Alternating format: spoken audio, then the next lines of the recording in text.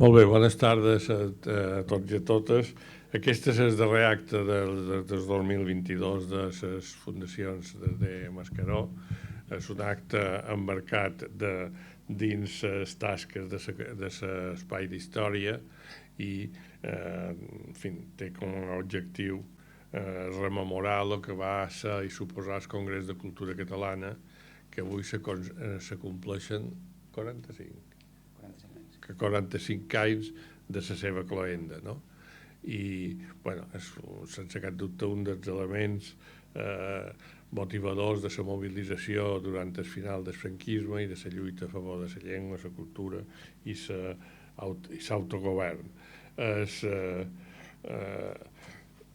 Ara jo m'acallaré i parlarà amb Miquel Vidal, que ha treballat aquest tema, també ha participat en altres tasques, és un actiu dins l'espai d'història de les fundacions, i com a historiador avui es posarà el tema històric del Congrés de Cultura Catalana. I na Joana Serra de Galleta, que és una persona que va participar activament en aquella època. N'hi ha altres aquí, però ella va participar activament en aquella etapa. I bueno, seria aquest acte el vaig pensar quan ens varen convidar en Sobre Cultural, la delegació de Sobre Cultural d'Andratx, a un acte que varen organitzar a Andratx per commemorar el que se deia el contuberni de Serracó, que era una reunió de catalanistes i de nacionalistes en el final dels anys 60, i el model que van utilitzar va ser un historiador que explicava el que passava i una persona, en aquell cas era una companya que en els moments que se va celebrar aquell acte representava el moviment Escolta, que va explicar algunes vivències i va dir, bueno, podem fer el mateix i no importa que inventem cada vegada coses noves. Per tant, això és aquest acte, i aprofito per dir que aquest final d'any, des del punt de vista de l'espai d'història, les fundacions han fet bastanta feina entorn al tema del Congrés de Cultura Catalana. Hem editat un quadern de memòria, és una col·lecció, és el número 2, la primera col·lecció la varen treure fa uns mesos commemorant el 150 aniversari de la Comuna de París, i està a punt de sortir un altre número que parlarà dels orígens del cooperativisme i el mutualisme i la societat d'ajuda a Mallorca als temps del final del segle XIX i principi del segle XX. També han tret una altra mirada el número 106, és el número 6 des que l'editam en paper, que està dedicada a l'avaluació de l'autonomia. L'any que ve farà 40 anys de l'Estatut d'Autonomia. Enguany ha fet el 60 aniversari de la Constitució de Sobre Cultural Balear, també va ser el 45 aniversari de la manifestació del 29 d'octubre del 77, i l'any que ve, crec que és l'abril, farà 100 anys de la constitució de l'Associació Cultural per Mallorca. I bueno, en motiu d'això hem aprofitat per fer un número que ens ha sortit bastant complet. Ja, si el llegiu, ja el podeu trobar també a algunes llibreries i a alguns locals, i a la pàgina web, que encara no està penjada, però està a punt de penjar-se, no? La pàgina web que se diu l'altramirada.cat. Aquest número està fet en 4 blocs. Un bloc que analitza els moviments per l'autogovern i per la llengua i la cultura davant de la república, incluïda la república. Un altre que analitza l'etapa de lluita antifranquista, on surt precisament el tema del Congrés de Cultura Catalana, Sobre Cultural i tota una sèrie de coses. Un altre bloc que analitza l'Estatut, l'aprovació de l'Estatut, les connotacions que tenia l'Estatut en el moment que s'aprova, que és poc després del cop d'estat d'en Tejero i amb tot en sofrent oposat ja de l'estat a la descentralització i la reforma del 2007 i el darrer bloc va destinat més a valorar l'esgotament del model autonòmic i la necessitat de sortides cap al sobiranisme de futur. I també ha sortit un llibre que se diu Mallorquinismes, una història oral, identitat, cultura, societat i política, que s'ha presentat dins aquest mes, que l'han escrit en Miquel Vidal i el José María Gago, que també és un historiador que col·labora amb nosaltres, que està basat en 22 entrevistes a persones que varen viure el mallorquinisme des de la lluita antifranquista i que té unes conclusions que també vos aconsello i que són molt interessants. Per tant, vos deixo amb en Miquel i en Joana i en acabar podem brindar perquè l'any que ve sigui un poc més, almenys no sigui pitjor i que si possible sigui millor que el que ha estat aquest. Molt bé, moltes gràcies.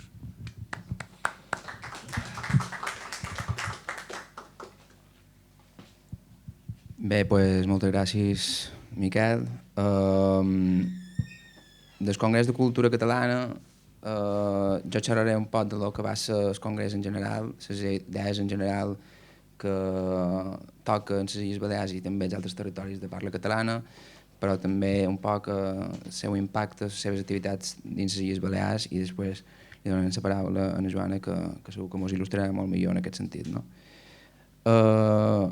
El Congrés, que és des de l'any 1975 a 1977, se funda o se constitueix a Barcelona el febrer de l'any 75 com a reacció a les polítiques lingüístiques de l'Ajuntament de Barcelona. L'Ajuntament de Barcelona encara, sota la dictadura en aquells moments, que nega la possibilitat que la llengua catalana pugui ser introduïda a l'administració i a l'educació pública. Per tant, com a reacció a això, se constitueix per iniciativa primera del Col·legi d'Advocats de Barcelona el Congrés de Cultura Catalana, no? I tot d'una ja se va estenguent a tots els territoris de parla catalana, incloses, evidentment, les Illes Balears, no? Fent d'aquest congrés una experiència no només de Catalunya, sinó de tots els països catalans i de la reivindicació dels països catalans i en els quals els diferents àmbits que constitueixen el Congrés, no? Perquè no estem parlant d'un organisme lingüístic o purament cultural, sinó també que abarca tot tipus d'elements de la societat, més enllà de la literatura, la llengua o la història, sinó també la sanitat, la recerca científica, esports, el dret, tot tipus de coses que tenen a veure no només en la cultura sinó en la societat. I aquestes reunions dels àmbits diferents del Congrés se celebren a tots els llocs dels països catalans i Balears tindrà importància en algun d'aquests àmbits com després il·lustrarem. No? Tot això fa que en un context de la transició en què se produeix un fort dinamisme polític, social i cultural, poden considerar que en aquell moment el Congrés de Cultura Catalana la major experiència a favor de la llengua catalana pràcticament des del primer Congrés Internacional de la Llengua Catalana des de 1906. No? Veníem de 40 anys de dictadura i en aquell moment se produeix aquesta experiència del Congrés que és molt important per la llengua. No? I hi ha algunes dades que ho il·lustren d'aquesta manera, no només a Palma, que se van celebrar alguns actes multitudinaris amb més de 1.000 persones, sinó també amb el secretariat de les Illes del Congrés de Cultura Catalana, que compten més de 800 persones que col·laboren en els 3 anys d'experiència del secretariat, 45.000 persones totals que se calcula aproximadament que van participar només a Balears en algunes de les activitats del Congrés. Per tant, estem parlant d'una cosa que no és una reunió d'intel·lectuals, sinó una reunió d'una elit cultural, sinó d'un conjunt o d'una part important de la societat, de tots els territoris de parla catalana, que fa que el Congrés sigui un organisme de ciutadans i no d'intel·lectuals, que això és un dels grans mèrits d'aquell moment, perquè la transició en una època en què la demanda democràtica és la base del pas des de la dictadura cap a la democràcia. El Congrés té l'encert, des del meu punt de vista, de sorgir del poble, no? De no ser una expressió d'un grup d'intel·lectuals, sinó comptant la ciutadania i fer que la demanda del poble se vegi reflectida en el Congrés de Cultura Catalana. No? En aquest sentit, vull il·lustrar alguns noms importants d'alguns personatges que van destacar en el Congrés de Cultura, ja no només des de Catalunya, amb en Miquel Casals, que va ser el president del comitè executiu, o amb en Jordi Rubió, que va ser el president d'Honor, sinó des de Balears, perquè també tenim noms il·lustres. El secretariat de les Illes va ser presidit per Antoni Serra, l'escriptor. El membre, el representant del secretariat de les Illes a Barcelona va ser en Gori Mir, i després teníem altres personatges importants que van participar en el secretariat i a les activitats, com per exemple la Joana Serra de Galleta, Naina Moy, Sebastià Serra, en Llorenç Capellà, en Climent Garau, en Bartomeu Barceló, Joan Miralles, Bartomeu Fiol, Gabriel Oliver, en Xavier García Casanyes, en Miquel Àngel Riera, en Pere Llibrés, molt de noms que tots molt sonen, que han estat molt importants en els seus àmbits polítics o culturals. Després, en aquell moment, participen al Congrés, alguns d'ells amb una edat molt joves. No? El Congrés a Balears no compta amb el suport d'institucions públiques, perquè evidentment s'inicien en temps de dictadura i després en les primeres passes de la transició, i no compta amb suports de partits polítics o d'institucions públiques, sinó de la societat civil, no?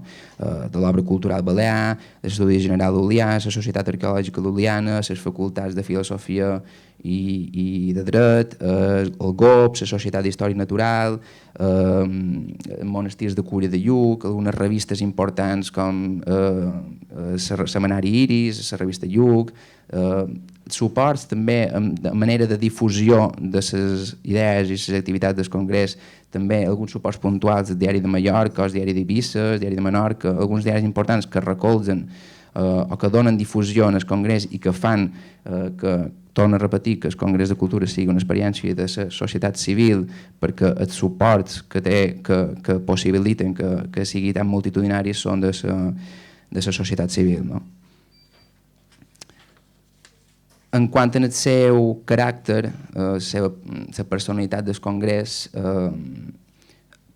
jo puc identificar 5 eixos, no? 5 maneres de ser del Congrés. No? Primer de tot, que és un Congrés democràtic, en el sentit de que hi participa la ciutadania, se prenen decisions conjuntes i se fa per votacions amb una majoria, i no se pren des d'una direcció o des d'una persona concreta, sinó que se fan votacions a les reunions de cada àmbit. No?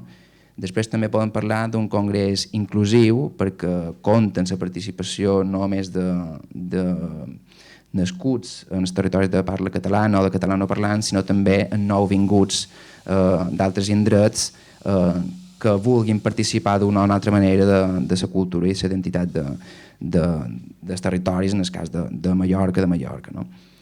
També podem parlar d'un congrés plural perquè accepta d'una manera, evidentment, accepta tots els caires sociològics, ideològics de la societat dins uns límits democràtics i identitaris, però no se tanca en un partit polític o un altre, o en una ideologia concreta o una altra, sinó que intenta ser plural, i el caràcter plural del congrés es repetirà en cada un dels seus àmbits. No? També podem parlar d'un congrés científic, perquè les decisions que se prenen a les reunions sempre solen ser consensuades i amb una investigació prèvia, una investigació sociològica prèvia, amb estudis i enquestes que van acompanyant l'abans del congrés, és a dir, no és una reunió tancada de persones debatint, sinó que hi ha estudis previs en el carrer sobre el pensament de la societat entorn de la llengua i la cultura. No? I algunes de les enquestes, algunes se veu reflectides en el quadernet que han fet, són molt interessants per veure la situació de la llengua en aquells anys. No? I, molt important, el congrés popular. i és una paraula popular que se va repetint en els escrits que han deixat el Congrés de Cultura Catalana, aquest intent, com deia abans, d'adherir-se a la societat de la transició, de ser un congrés que participi de la societat de la transició, que no se quedi en una reunió de savis intel·lectuals, sinó que vagi en consonància del dinamisme d'aquells anys i per tant pugui emanar del poble en torn d'aquest principi democràtic de el poder l'ha de tenir el poble, per tant és el poble que ha de decidir quines són les mesures en quant a la seva identitat per protegir la seva identitat. No? Això és bàsicament la forma de pensar del Congrés o la forma de ser del Congrés, però després se van desenvolupant idees concretes en torn a la llengua i la cultura. No? S'estableixen tres problemàtiques en aquells anys, 75, 76, 77, sobre la llengua i la cultura i després se fan propostes per una normalització. No? Aquestes problemàtiques són bàsicament, d'una banda, la minorització de la llengua catalana i de la cultura catalana, la diglòsia, el que coneixem lingüísticament com diglòsia, és a dir, una situació en què per culpa d'una dictadura de 40 anys de les institucions polítiques se degrada la llengua catalana, se posa en un nivell secundari respecte a la llengua castellana i queda totalment apartada dels àmbits públics i de qualsevol posició de rellevància i de prestigi a nivell social, no? I relegada totalment a l'àmbit privat. Aquesta denúncia va acompanyada, aquesta denúncia cap a les institucions polítiques va acompanyada d'una denúncia cap a la pròpia ciutadania, perquè en aquest període de 40 anys de dictadura, diu el Congrés, la ciutadania pròpia dels països catalans i per tant catalanoparlants s'ha cregut aquest discurs de que el català és una llengua pròpia de l'àmbit domèstic i que per tant no té el prestigi suficient com per poder conquerir l'àmbit públic. Per tant, hi hauria en aquest cas a la societat de la transició una poca conscienciació de la importància social que té o que ha de tenir la llengua catalana. No?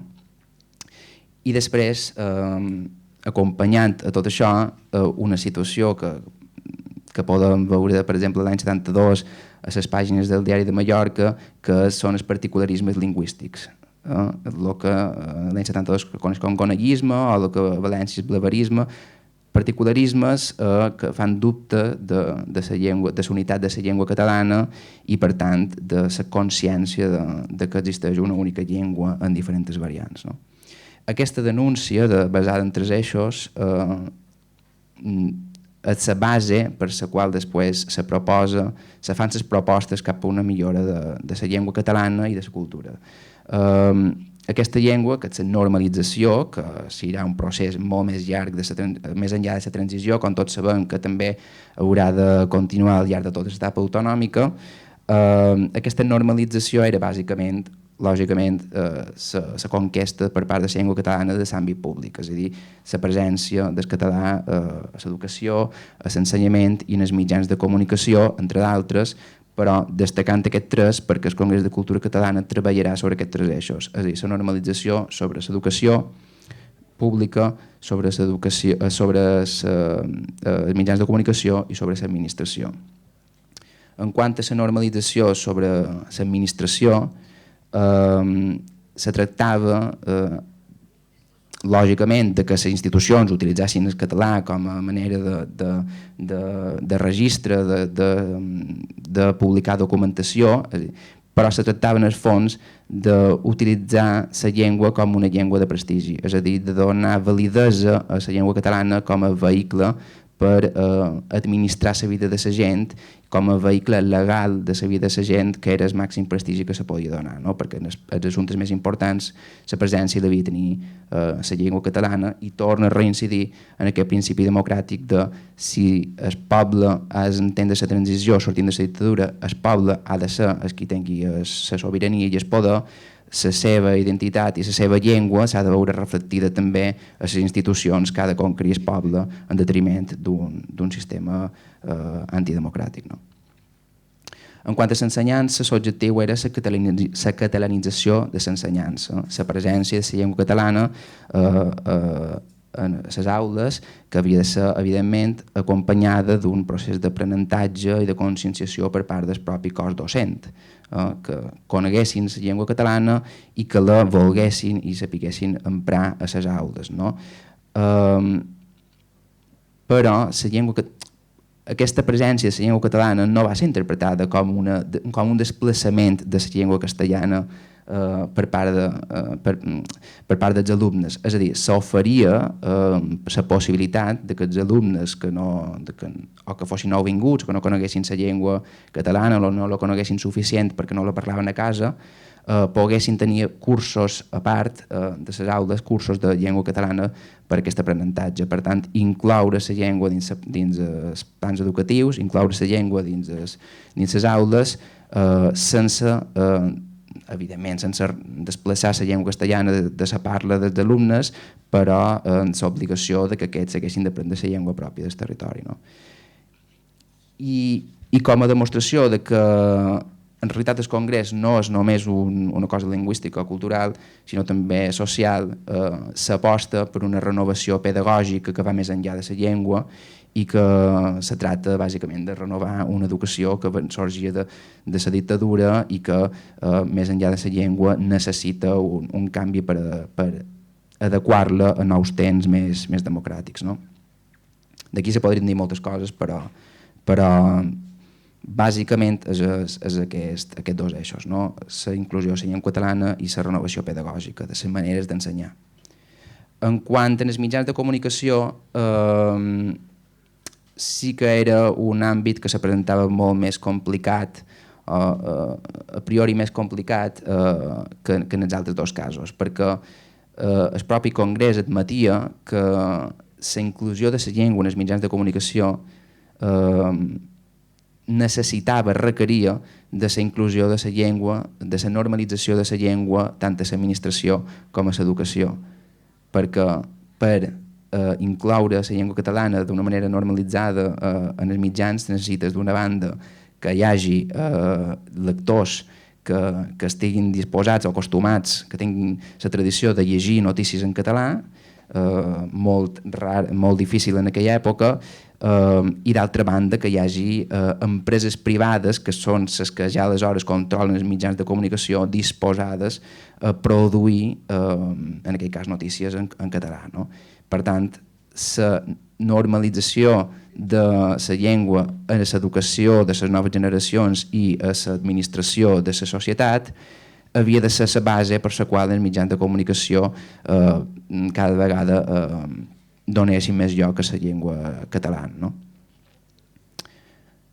En paral·lel a tot això, el Congrés signa el Manifest de la Cultura Catalana, que no només tracta de la normalització, dels plans de normalització i de la denúncia de la situació de diglòsia, sinó que tracta de cohesionar culturalment i també políticament els països catalans.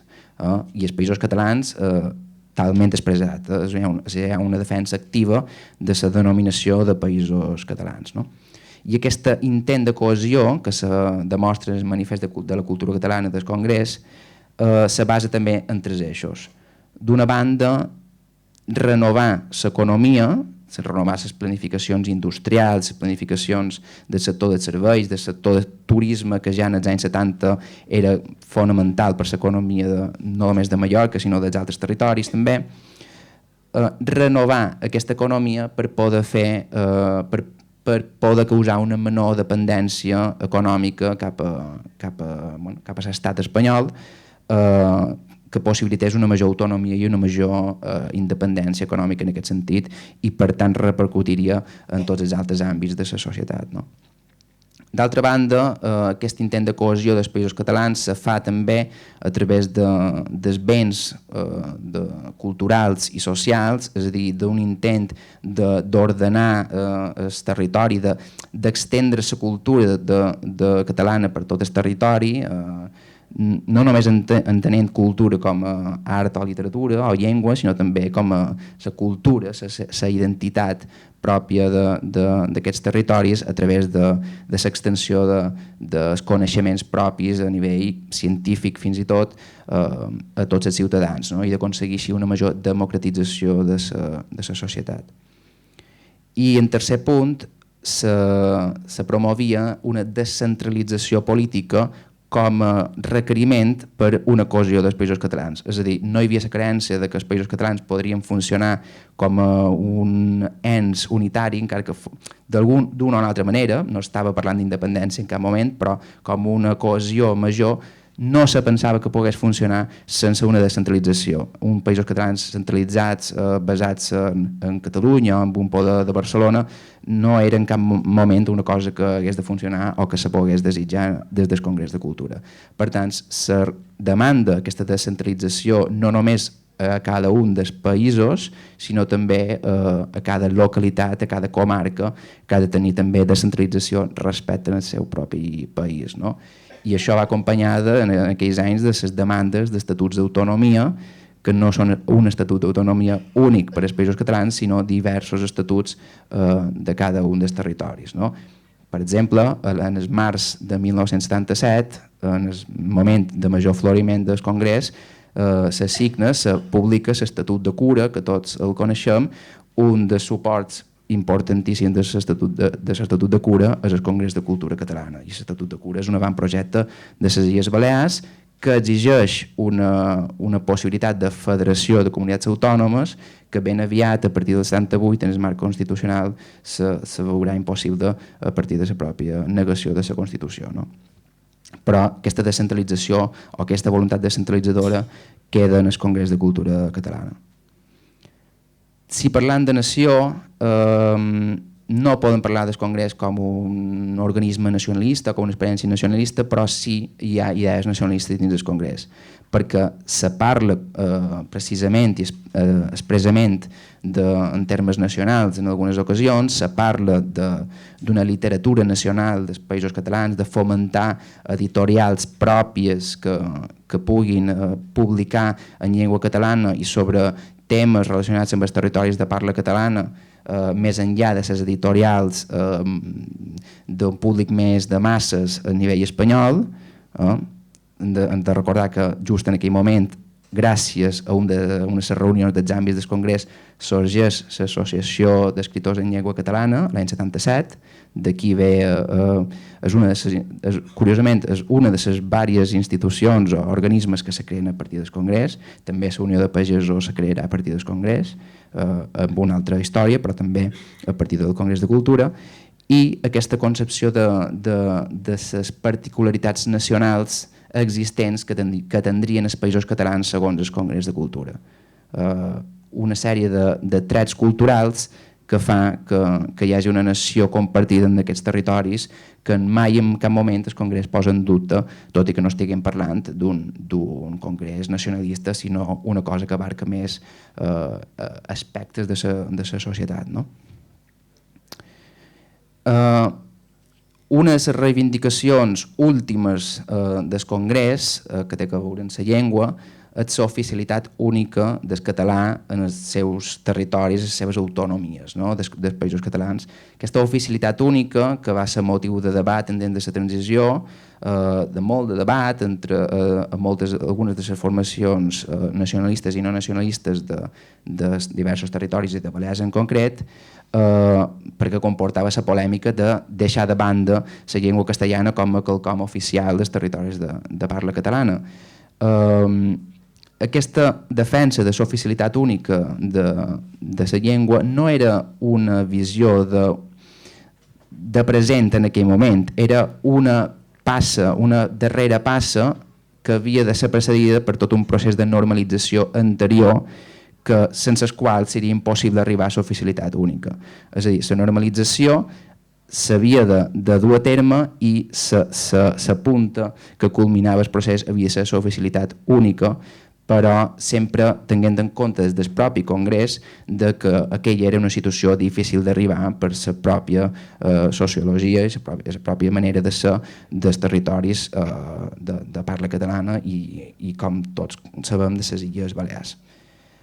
Se va constituir a part des de Balears la Comissió per l'Oficialitat Única de les Illes l'any 76, se va treballar en aquest sentit, però, com tots sabem, no va ser una de les demandes del Congrés que finalment va resultar a la nova autonomia de Balears, com moltes altres que no van resultar, l'oficialitat única no va ser la postura que finalment va triomfar, tot i que, com repeteix, va ser defensada activament no només per el Congrés, sinó també per l'Estatut de Cura que havia recolzat el Congrés. No? Ja en el darrer apartat d'aquesta ponència, l'activitat del Congrés a les Illes, si el Congrés de Cultura se crea en el 75 i arriba en el 77, poden parlar d'un Congrés actiu a Balears del 76 en el 77 i sobretot en el 77. Un congrés que no només se trata de reunions culturals o lingüístiques, sinó també de celebracions i de festes populars, de balls, de bandes de música, de tot tipus d'expressions folclòriques de la tradició mallorquina o menorquino-eivissenca, i també de la gastronomia, perquè serà molt present les paradetes de menjars a les celebracions del Congrés a Palma i altres pobles per promoure aquesta tradició mallorquina des de la gastronomia i com repeteix, des dels balls i des de les celebracions populars. No? I això fa, com havia dit abans, que el Congrés sigui un Congrés popular per davant de tot i no una reunió elitista, sinó que estigui molt aferrat a la part més bàsica de la societat, no? A la base social. Poden trobar des de la primera meitat de l'any 76 reunions del Congrés de Cultura, no reunions privades, sinó celebracions, actes públics del Congrés de Cultura a Mallorca, trobant una molt important que se va fer, que va reunir membres de les 3 illes, de les 4 illes, però hi havia la representant Formentera, que se va fer a Sant Malferit, a l'antiga facultat de Filosofia, de la Filosofia i Lletres. Trobàvem homenatges a Francesc de Borja Moll, homenatges també a Menorca, perquè recordem que és nadiu d'allà. Trobàvem l'acte més important que s'ha fet mai del Congrés a Balears, que se va fer a la plaça Major de Palma el dia 27 de juny de l'any 76, un acte que se calcula, crec que havia dit abans, que va reunir més de 1.000 persones, una plaça major que, com he dit, estava repleta de tendetes de venda de tot tipus de coses promocionals del Congrés, no? Camisetes, butlletins, fulletons, tot tipus de coses promocionals del Congrés, gastronomia típica de Mallorca, parlaments d'intel·lectuals d'aquella època com Climent Guerau, com Josep Maria Quintana, com Josep Marí, actuacions de bandes populars i de tot tipus d'expressions musicals i de ball popular de l'època. Una reunió que no sé si mos ho podrà confirmar després, però que jo vaig trobar que un acte que va durar 12 hores, des de les 10 del matí fins a les 10 del vespre, és un acte bastant important de la plaça Major en aquell moment i que serveix com a catalitzador de les idees del Congrés en aquell moment, a l'any 76, que recordem que juny del 76 ja duia el Congrés més d'un any d'existència, però dins Balears no hi havia hagut tantes expressions públiques fins en aquell moment i aquell acte de juny del 76 serveix com a no punt de partida, però sí com a explosió de la participació popular de les illes respecte al Congrés. No? I després se van fer molt més actes, sobretot com dic l'any 77, que llavors se'n fan més, se'n fan a Eivissa, se'n fan a Menorca, se'n fan alguns a Madrid amb representants de Balears. Normalment jo he trobat que el representant de Balears solia ser Francesc de Borja Moll, se fa la Setmana de la Llengua Catalana, abril del 77 a Palma, i ja acabant els anys d'experiència del Congrés, a la segona meitat de l'any 77, se fan les cloendes d'alguns dels àmbits generals de tot el Congrés a les tres illes. No? A Menorca se farà la cloenda de l'àmbit de música, a Eivissa se farà la cloenda de l'àmbit d'arts plàstiques, i a Mallorca, octubre del 77, se farà la cloenda de l'àmbit de producció literària. I aquestes cloendes seran les darreres manifestacions, els darrers actes del Congrés a les Illes Balears, i destaca molt la de Mallorca perquè octubre de l'any 77, com tots poden recordar, és mes, 29 d'octubre concretament, és el dia de la Diada per l'Autonomia, i la Diada per l'Autonomia també té molta relació amb el Congrés perquè no només hi participa, sinó que també serveix d'alguna manera com a cloenda del Congrés de Cultura a les Illes Balears. No? I se fan homenatges en aquell mes d'octubre, durant 3 setmanes se fan diversos actes que tenen un nexe comú, que és un homenatge constant i perpetu a la figura de Gabriel Alomar. Hi haurà la setmana de Gabriel Alomar a mitjans d'octubre, hi haurà homenatges a Gabriel Alomar el dia de la Diada, hi haurà homenatges a Gabriel Alomar el dia de la cloenda de producció literària. Per tant, aquell octubre del 77 finalitza el Congrés, se fa la Diada i se fan homenatges a Gabriel Alomar. I ja per concloure, que se poden dir moltes coses, però jo vull destacar que el Congrés de Cultura Catalana sobretot és una reunió, torno a dir, de ciutadans en temps de la transició i no de savis o d'intel·lectuals. És un aspecte més plural que no podrien comparar amb la Renaixença del segle XIX, que queda molt enrere, però si ho poden comparar hem de trobar aquesta diferència bastant important. No? Que el Congrés de Cultura és el símbol del dinamisme de la transició, perquè no és un organisme exempt de debats interns i de polèmiques, sinó que també hi són ben presents, que encara que no comptin la participació activa de partits polítics o d'institucions polítiques, és un congrés d'alguna manera també polític i propi del dinamisme de l'època. No?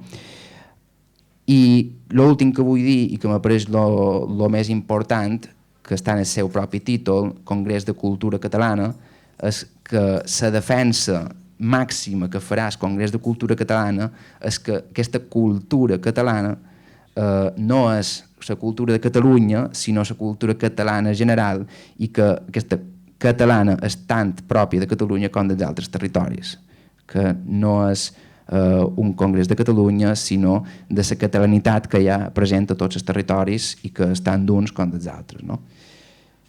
I poc més, doncs la paraula a la Joana Serra de Galleta, que ella ho va viure i segur que ho podrà contar molt millor.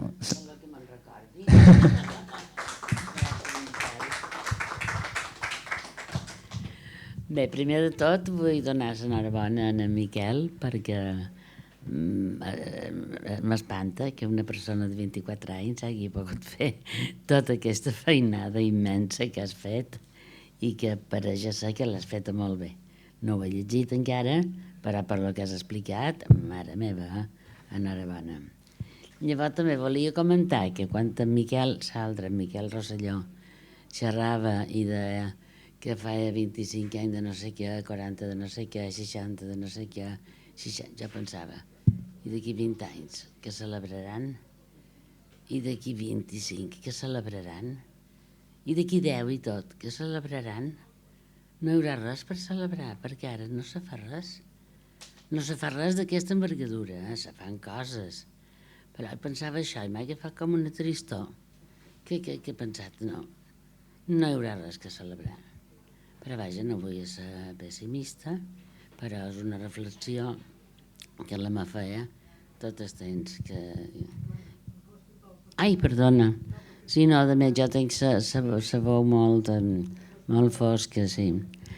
I és una reflexió que jo m'he fet tot el temps que en Miquel xerrava de celebracions, que no sé què se pot fer, perquè jo ja no puc fer res, jo ja tenc 72 anys, puc ajudar, però no puc fer res, però jovent, no n'hi ha molt aquí tampoc de jovent, Miquel, però no, més o menys, I no sé què se pot fer, però qualque cosa s'ha de fer, o si no, no se podrà celebrar res de tot això, que ara celebram amb tant d'entusiasme i que recordam també. Respecte al Congrés de Cultura Catalana, bé, el meu primer contacte, jo avui de matí m'he dedicat a fer memòria, perquè sí, perquè i el meu primer congrés, el meu primer contacte en el Congrés de Cultura Catalana va ser abans del 1974. Abans, bastant abans, a través d'en Climent Guerau, que va voler que jo fos la coordinadora d'allò que s'estava gestant a Catalunya. No sé quin any era exactament, però jo era de la Junta de Sobre Cultural amb ell i va voler que jo, però era abans del 74, i va voler que jo me'n cuidés de Mallorca i no sé qui va voler que en Biel Mesquida se'n cuidés de Barcelona. Biel i jo vàrem fer molta feina, sobretot moltes telefonades llarguíssimes, perquè ell era allà i jo era aquí, no sabíem ben bé encara de què anava aquest congrés, aquesta cosa que se gestava per Catalunya, que ja feia molt d'anys que se gestava, i després, tant en Biel com jo, vàrem desaparèixer i va venir Toni Serra i va ser el coordinador. Això és la meva història. O sigui, jo vaig coordinar, vaig ser la secretària executiva, diguéssim, d'aquí molt bon temps, però abans del congrés. És curiós això, no? I en Biel Mesquida, no sé si després ho va seguir sent a Barcelona, però parlant amb ell també, no sé. I en López Crespí, a vegades és molt exagerat, però té uns articles molt bons sobre el Congrés de Cultura Catalana i molt documentats, i també explica el que ja vos he explicat ara. Jo no sé quin any vaig començar. Sé que fèiem unes reunions sobre cultural i que jo era l'encarregada jo dic totes les sessions, perquè allà vaig fer de tot, fins i tot classes de català per correspondència, en estius, que sé, de tot. I això sí que era un poc més jove que tu, però vaja. I fèiem reunions per àmbits i clar, no arribàvem a cap conclusió, perquè la primera reunió i la segona i la tercera i la desena no s'arriba a cap conclusió. Però ja era una feina que ja deixàvem feta per als que després vendrien, que va ser en Toni Serra. Que en Toni Serra ho va fer molt bé, això que consti. Però que jo també vaig fer lo d'abans. No sé des de quan, no me n'he pogut recordar des de quan. Supos que en Climent era de la Junta el 72, no sé si, i jo el vaig conèixer a través de mon pare, que mon pare era de la Junta amb ell, i en Climent me va demanar si volia ser de la Junta també, i supos que el 73, una cosa així, ja vaig estar. I també me'n record, jo ara no sé, això ho sabeu més els historiadors, el paper d'en Soler Tura a dins el Congrés de Cultura Catalana. Sabeu? No, jo tampoc, jo no. Però sé que aquesta època que jo coordinava el Congrés de Catalunya, el Congrés de Cultura Catalana, un poc abans hi va haver una reunió molt important sobre cultural amb persones que en Climent Guerau va seleccionar amb en Soler Tura. I era ja sobre qüestions i problemes culturals en el sentit ampli de la paraula, com has dit tu, no en qüestions de llengua. Però això era molt abans. Jo per mi no feia preu, però quasi. I això són coses que jo record, tu m'has dit que conti els meus records i són les que record. Després, quan ja no vaig ser coordinadora d'aquí, vaig seguir col·laborant sempre en el Congrés de Cultura Catalana. Em vaig fer la presentació a Pollença, que Pollença és un poble molt curiós, perquè és el meu poble, però és un poble molt diferent a tots i molt especial. hi va haver dues presentacions en 2 anys de diferència. La meva el 74 i una de Naixés que he ensenyat el 76. Però no passa res. S'assemblaven molt, l'Ajuntament ens va posar canyes a un què se diu això que posen a plaça? Un palco.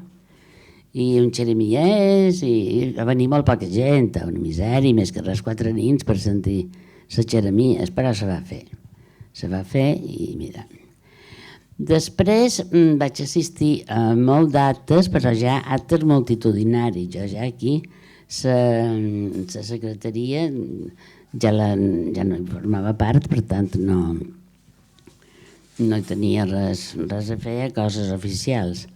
Vaig assistir a tots els actes que vaig veure, des de la presentació de tot això de cura.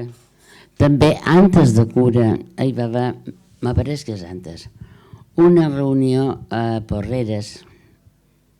Qualcú se'n record? I sobre això també, relacionat amb això. Monticiana, no me sortia el nom de... Sí, que hi vam anar amb un autocar. Això me'n record. Però fa molt d'anys, això.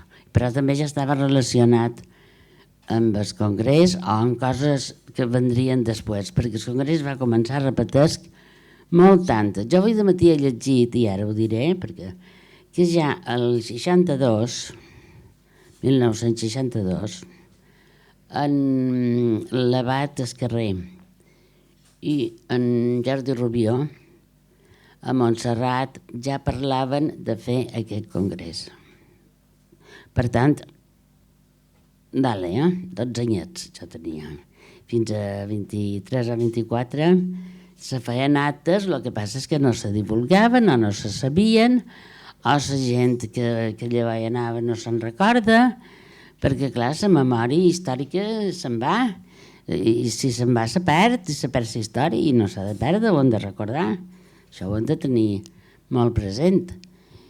I el que més me va entusiasmar, clar, va ser l'acte de Cloenda, que jo no sé si va durar 10 hores, però sé que vaig acabar espotonada. I vaig anar aleshores el meu home, l'Andreu Ferrer, i sé que tots dos vàrem arribar a que nostra, que no podíem arribar. I sí, no sé què més, demaneu-me qualque cosa, perquè jo me n'he anat en les 62 sense fer-ne comptes. Miraré la meva xuleta, però... No, jo te volia demanar sobre la constitució d'aquest secretariat en el qui participes, com se va... Sí, com se va organitzar les relacions amb Barcelona, quins contactes vareu tenir, quina va ser la figura important, que és el que pots recordar de la formació. Jo suposo que, com has dit, aquestes reivindicacions culturals i lingüístiques ja hi eren abans, però en el moment que se constitueix els organismes centrals del Congrés en relació amb Barcelona, amb el Col·legi d'Advocats, com són aquestes relacions amb Barcelona, què és el que podeu recordar d'aquesta participació en els inicis del Congrés? No, jo com a secretari del principi del Congrés, la relació que tenia amb Barcelona sempre la tenia a través d'en Biel Mesquida. Ell ho organitzava a Barcelona i jo ho duia a l'organització d'aquí, no amb el Col·legi d'Advocats. És així. Les relacions havíem d'organitzar coses que no arribàvem a fer. Per exemple, un concert d'Anna Maria del Mar Bonet, en Raimon, i en català, bé, no me'n recordo qui era, en Serrat, era en aquell temps. Per exemple, era una de les coses. Era organitzar coses, tenir idees per continuar endavant. I jo aquí i ell allà tenir reunions en distints àmbits. Jo me'n record que em vaig tenir durant bastant de temps en l'àmbit de ciències naturals, ja no sé res de ciències naturals, però em va tocar en Climent. I me'n record, pobre senyor, que quan vaig convocar a la llista que me va donar Climent, hi havia un tal Guillem Mateu, que va arribar a dir-me, però mama, jo per què me convoqueu? Dic, perquè tu ets. Però és que era això d'herbes, que se diu, estudiós d'herbes. Diu, no són jo, és un tio meu, per exemple. Vull dir que tot estava un poc a la biarxa, tot estava un poc a la biarxa. Però se va treure endavant. El que Pintura, si no s'hagués començat abans, Pintura no s'hagués pogut treure en 2 anys. Era això que demanaves, més o manco. Jo en el col·legi d'advocats no vaig tenir mai cap relació, ja, a no ser que sigui aquesta visita d'en Soletura, que no estic segura perquè va ser molt abans, Digues. No, que jo he lligat Soletura. Clar. Sí. Institucional, no? Estic parlant de l'any 74. Sí, antes, en Soletura, antes. I si hi havia un delegat de Barcelona, que era En Biel. Mesquida, que ella ni sabia qui era dels altres. No podíem, ni ho podíem. Potser Mesquida l'havia coses. Tampoc. Tampoc, en Biel era com jo, no. En aquell temps. Sí.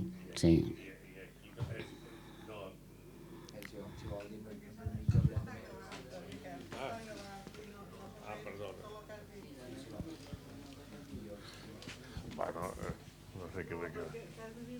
Vale. Bueno, és igual. No, jo crec que, sense cap dubte, clar, tu dones les xifres, les dates, des del moment que se va constituir formalment el Congrés de Cultura Catalana, però com diu molt bé la Joana, això no surt de la noche al dia. Jo, les dades que tinc, que quan he estudiat el tema, perquè he analitzat les coses per llibre que vaig fer i tal, a mi me surt el primer secretariat a Mallorca el 74 o fins al final del 73. Me surt el primer secretariat i coincideix en que a Barcelona hi havia Mesquida en aquests moments. I la feina que se planteja aquest secretariat és constituir una assemblea de Mallorca per muntar el Congrés de Cultura Catalana a Mallorca. I la feina que se fa és anar per pobles a predicar, per veure aquí, i crear una feina. I aquesta primera secretariat, i després hi ha un detall que el conta Toni Serra en el seu llibre Gràcies no volen flors, que conta molt aquesta fase i explica com hi va haver una discrepància inicial entre l'obra cultural balear i Antoni Serra. Antoni Serra i potser devia ser una directriu general, no volia que el Congrés fos exclusivament de l'obra cultural balear, sinó que havia de ser molt més transversal. I probablement en Climent Guerau devia voler que l'obra agafés el màxim de volada i el màxim de força i va dir que aquesta és la meva, no? I al final se va imposar la idea, que jo m'imagino que és la mateixa que va haver a Catalunya. El Congrés tampoc va estar controlat per Òmnium Cultural o per alguna organització, sinó el Col·legi d'Advocats era una plataforma, perquè hi havia advocats de totes les tendències, de totes les corrents, i a través del col·legi, que era legal, se decideix muntar la plataforma. Aquí, el segon secretariat, quan ja se constitueix, la seu és el Col·legi d'Arquitectes, perquè eren els llocs legals, els altres llocs no eren, i podien tenir una oficina, i el primer coordinador després d'ella és en Toni Serra i després és en Casanyes, que és el moment que el 76 que tu dius que agafa tota la volada. I jo només volia dir una cosa que ha sortit, però que és d'una importància crucial, que va en idea del popular que dius tu. La tasca que se fa fonamental és salvar tots els pobles. O sigui, té nuclis a tots els pobles. Aquesta idea de l'extensió territorial en aquell moment també la tenia l'obra cultural balear. El primer que fa és muntar delegacions de pobles, a partir dels anys que ho controlen en Climent i en Llompart i tota aquesta gent, no? Perquè era aquesta, i a més probablement inclús se podria aconseguir més receptivitat a alguns pobles que a ciutat directament, que Palma directament, no? I des del primer moment se crea, el Congrés tenia grups a tots els pobles. Per això dius, clar, d'on surten 45.000 persones? Doncs pues això, no sé quantes aquí, no sé quantes allà, no sé quantes en aquell grup, no sé... i en el final surt que va ser una mobilització per baix impressionant en aquell moment. Hi ha gent que potser hi va estar un parell de mesos, un altre que hi va estar tots els temps, un altre que tal, però va recórrer, i va recórrer perquè les activitats, i se feien moltes activitats a pobles, i se jugava molt en la idea que has dit tu també, la idea de la plaça Major era com un concepte de fira. Des de matí a l'hora baixa hi havia col·loquis, hi havia joc per nins, hi havia contacuentos, hi havia xeramiers, hi havia tal, i en els pobles se feia molt jugar un acte amb ball de bot, amb música, en no sé què, conjugar distintes coses per ajuntar gent, i des del primer moment va ser molt descentralitzat.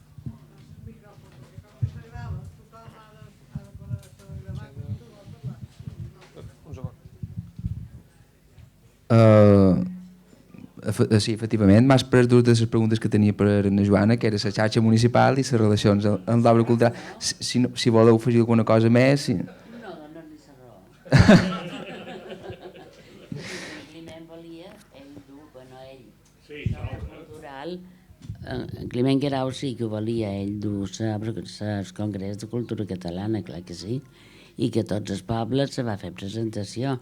Ja t'he dit que inclús a Pollença se'n van fer dues, en 2 anys de diferència. I en altres pobles segurament també. Però les de Pollença estan documentades perquè hi havia una revista que se deia Gall, que hi ha una foto d'un any jo i un altre any això que he ensenyat. Bé, si me vols demanar... Sí, només una pregunta més ja per acabar. Una valoració general de lo que va ser el Congrés de Cultura en tots els seus anys d'experiència. Bé, jo la meva idea és que el Congrés de Cultura Catalana no va acabar, no ha acabat, perquè no se va aconseguir, crec jo, el que se volia. O el que jo esperava, jo i molta més gent esperava que se volia aconseguir. Per exemple, una cosa tan important com per tots nosaltres, que és l'autodeterminació, el Congrés de Cultura Catalana no ho contempla en cap moment, crec, si no vaig equivocada. I jo crec que va ser massa curt, massa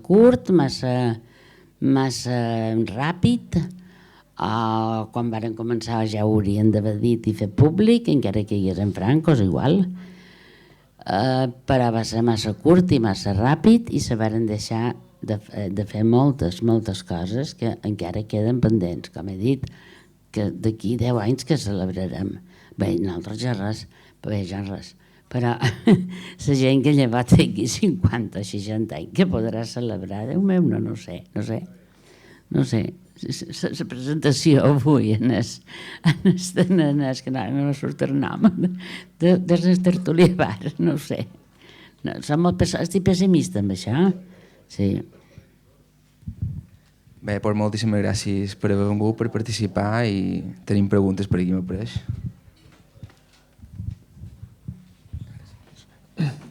Bueno, hi ha coses que me'n record, i és que jo vaig participar a la campanya que es feia dins l'obra cultural, que era la campanya per la cooficialitat de la llengua.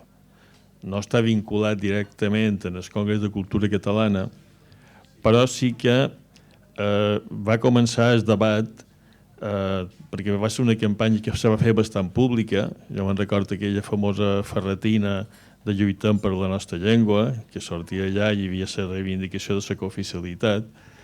S'intentava fer coses també de popularització, això al marge del Congrés de Cultura Catalana. I després ja se va creuar el debat de gent que demanava l'oficialitat, que sí que després ho agafa el Congrés de Cultura Catalana com un element central, que després, com has explicat tu, és l'objectiu final. Però, clar, la polèmica en aquell moment que ja se mos va creuar dins els que defensàvem la campanya per la cooficialitat amb altra gent, sobretot, me'n recordo molt en Joan Quecles, gent vinculada més en el PSAN políticament, que defensaven el tema de l'oficialitat ja com un element a reivindicar. No? Clar, la qüestió era que en aquells moments com se defensa... Estem parlant d'estem del franquisme amb el català totalment marginat, amb una immigració que comença a tenir importància dins els nuclis obrers, per tant, el partit d'esquerra que treballaven dins els temes obrers, el tema de la llengua se començava a creuar, hi havia molta gent immigrant que no en tenia el problema, i alguns que ho entenien però havia de fer un esforç. No? Fins i tot a les reunions, assemblees de treballadors, a l'hora de parlar d'una reivindicació d'un conveni col·lectiu, quina llengua empleaves? A la República s'escrivia tot en castellà, però la gent xerrava en mallorquí, diguem, a les assemblees, no xerraven en castellà, malgrat que tot està escrit. Aquí ja començava aquest problema. No? Aleshores, el debat de la cooficialitat s'entenia també com un element per evitar rebuig d'un possible lerroxisme dins el si de la societat, no? Que pogués sortir el partit que reivindicassin que en fi, ja ens torna a sonar molt actual, no? De que com que ja s'ataquen el castellà, que se'l vol marginar, doncs hi ha que defensar la cultura castellana, etc. No? I un poc per prevenir això s'intentava fer la valoració positiva de l'oficialitat del català, i això se reivindicava políticament, inclús crec que en el pacte autonòmic se toca aquest tema, però sense entrar en polèmica respecte a l'oficialitat del castellà. Evidentment hi ha tota una polèmica política de fons. Si tu no tens un estat propi, és molt difícil que la llengua que te domini a l'estat s'imposi per pessut social respecte a la llengua minoritzada. No? I aquest debat ja se donava, el 74, el 75, ja s'estava donant dins els àmbits de la cultura. No?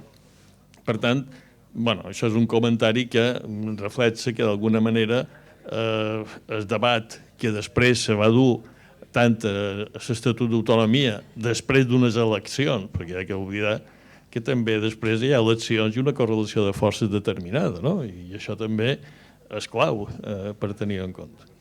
I una pregunta que sí te volia fer, perquè jo me'n record d'un acte de cloenda del Congrés de Cultura Catalana a l'Auditorium de Palma, que ja hi havia ponències econòmiques, hi havia ponències diverses, i se va fer un gran acte. Jo me'n record perquè va participar a la Comissió d'Economia i Antoni Montserrat, que ja ha mort, que havia...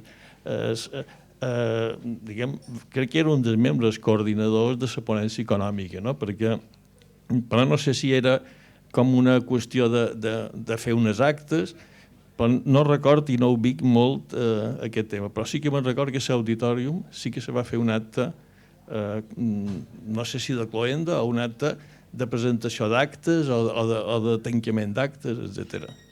Això potser ho has pogut documentar o cercar alguna cosa.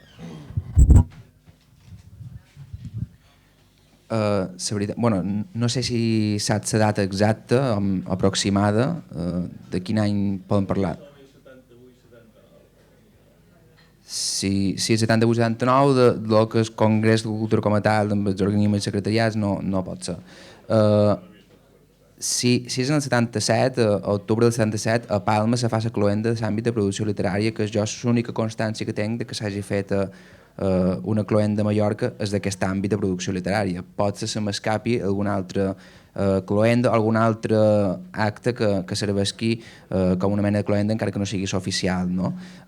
Sí que els registres que han deixat el Congrés especifiquen clarament que hi ha tres cloendes, la de producció literària a Mallorca, la de música a Menorca i la d'arts plàstiques a Eivissa. Si és aquest cas, estem xerrant d'octubre del 77. Si no, és possible que hagués estat un altre tipus d'activitat, que potser no és una cloenda, perquè se'n van fer moltes, i jo n'he mencionat moltes, com ha dit ella, a Pollença, però també moltes altres pobles, a Campos, moltes altres pobles, i a Palma se'n van fer moltes més de les que hem mencionat, que possiblement fos la de Cloenda, però no tenc constància de que hi hagués un altre àmbit de Cloenda a part d'aquell. Sí.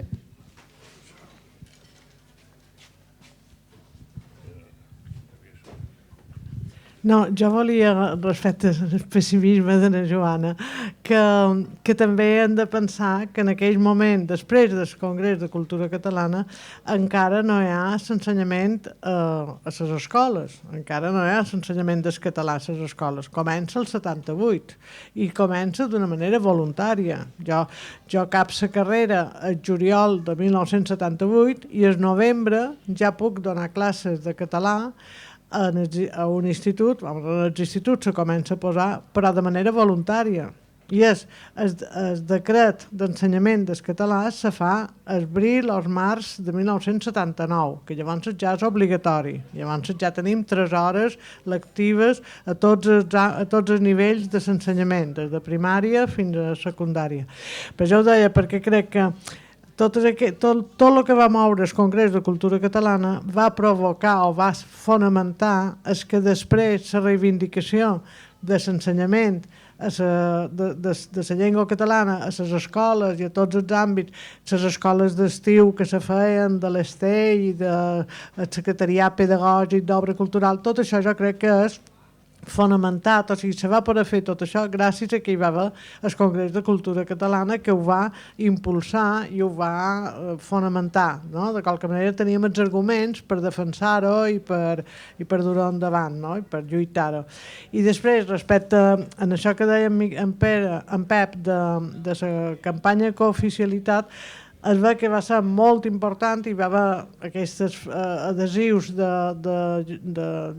lluitem per la nostra llengua, una cosa així que se deia, que hi va haver per totes bandes apareixien aquests adhesius, i això també va fer que hi va haver molta mobilització en aquest sentit. I jo recordo aquesta polèmica, perquè la polèmica de que només havia de ser oficial la llengua catalana pareixia que era la màxima reivindicació, però en aquell moment és que no podia ser si no tenies un estat propi, si no tenies unes eines institucionals per dur-les a terme, no?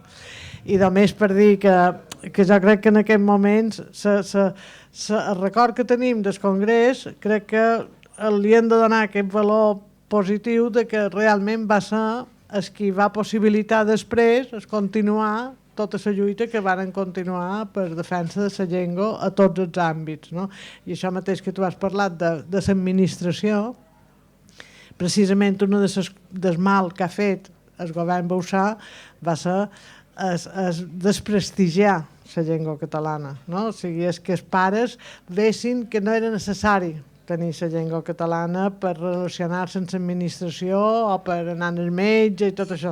I jo crec que això és una de les coses que se va aconseguir amb l'Estatut i amb l'ensenyament obligatori de la llengua catalana durant tots aquests anys. No? Jo volia dir una cosa. Voleu contestar? No.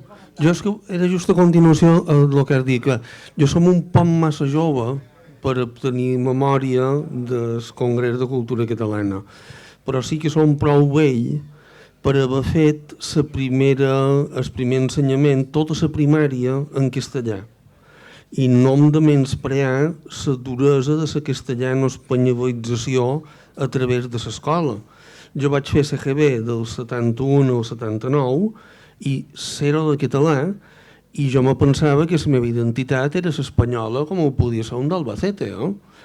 Va ser el 79, quan se va introduir el català a l'ensenyament, que vaig anar a l'Institut Ramon Llull, que només un curs de català va bastar perquè baratat la meva identitat nacional, la qual cosa no és gens banal. I clar, el fet que hi hagués aquest canvi va ser en part de la transició, etc., però el fet que molts de mestres donassin suport a l'ensenyament en català, jo crec que té cosa a veure en l'obra cultural balear, però també amb el Congrés de Cultura Catalana. I vull defensar un poc en Kegles, perquè justament en Kegles va ser professor meu a l'Institut Ramon Llull. I en Kegles era una persona molt singular. Però en aquell temps els instituts no podien fer ensenyament en català, només hi havia una assignatura de català. I en Kegles sabotava totes les normes i feia les classes de filosofia en català.